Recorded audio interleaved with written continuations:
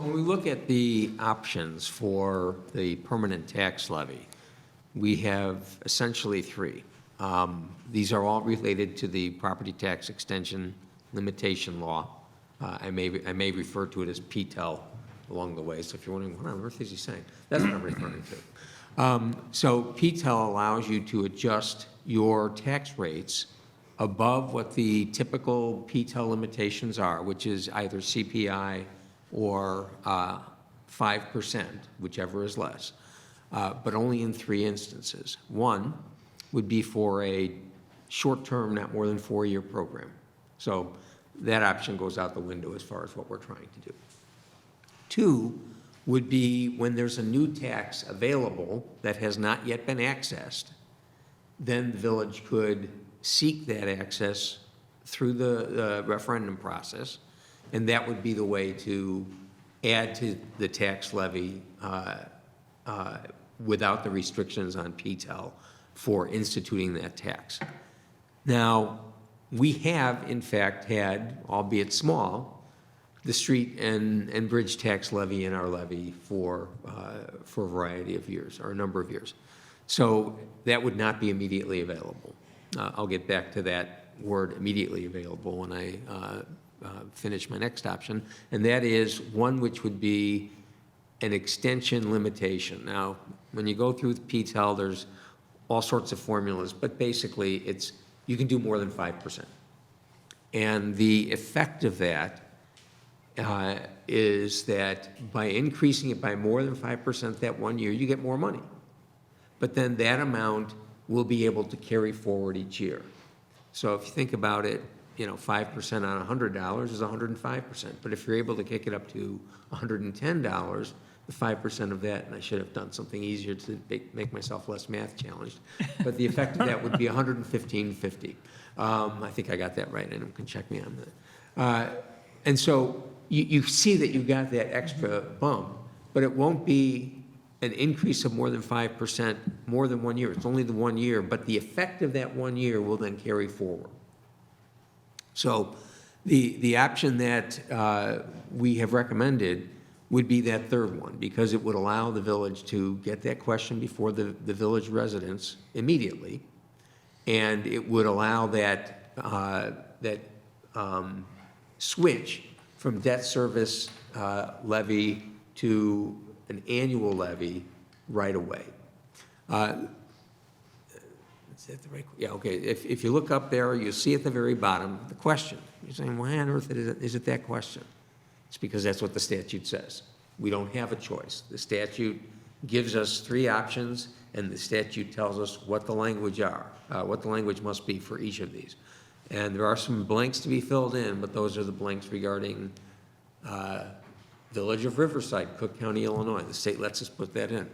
The percentage, the state lets us put that in, and the number of years over which it would occur. Now, I would note, there is in this option that's before you the ability to phase this in over several years, but if we do it that way, we won't be able to match up the levy dropping off from the bond debt service with the new taxes coming in, and it will also have an interruption on the level of investment we're making in the roads. So the approach that's up there is the one that will allow us to continue. I did mention immediately available as to one of those options. One of those options would be is if we completely discontinued for our 2024 tax levy, the one that's upcoming in December, our street levy. Then we go down to zero in that levy.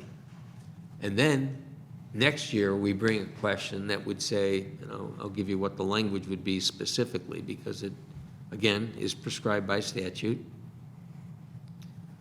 Sorry, I'm fumbling a bit here.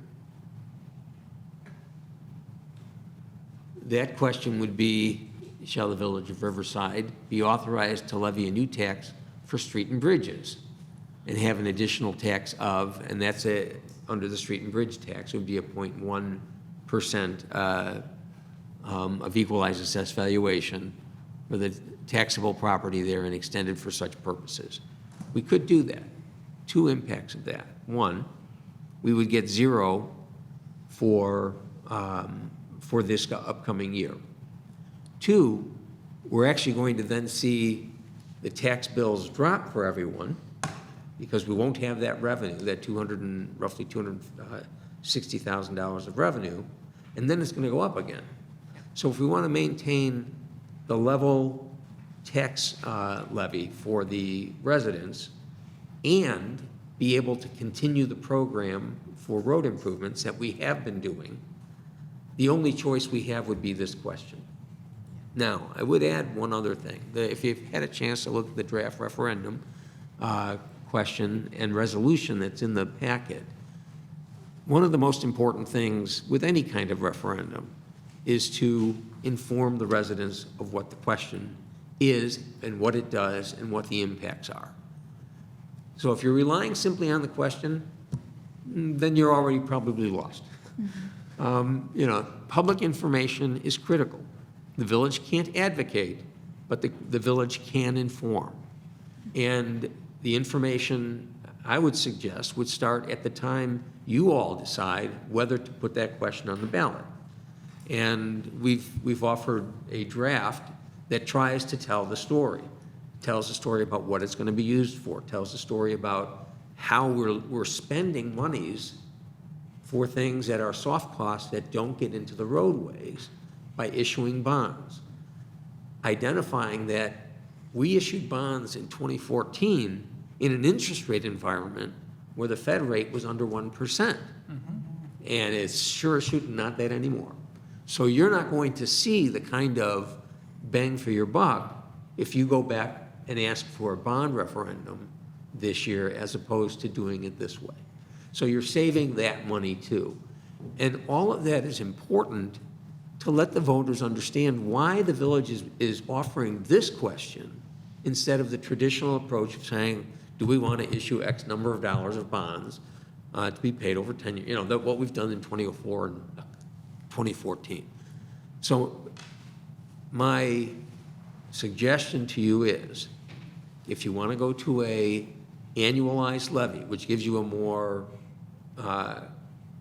regular, confident, and therefore can have a more stable program for road improvements, and if you want to have basically the same revenue and enjoy the savings that come from not having to issue the bonds, and to be able to do it right away, then this would be the question to adopt. And that should be coupled with a robust informational campaign to the residents so they understand not only what the question is, but what the village's intent is for purposes of doing that. Yep. Now, a question that President Pollock had raised with me, and maybe others of you are thinking the same thing, can the village, in addition to saying this is why we're doing it, actually adopt an ordinance saying, and that money is going to be used for this purpose? Yes, the village board can do that. And so, it's a matter of sort of putting your money where your mouth is on this issue, because it's an important element, I think, of informing the voters what you're going to be doing. So that's kind of the approach that we took, the question that we came up with as a result. If you have any questions, I'm more than happy to try to address them.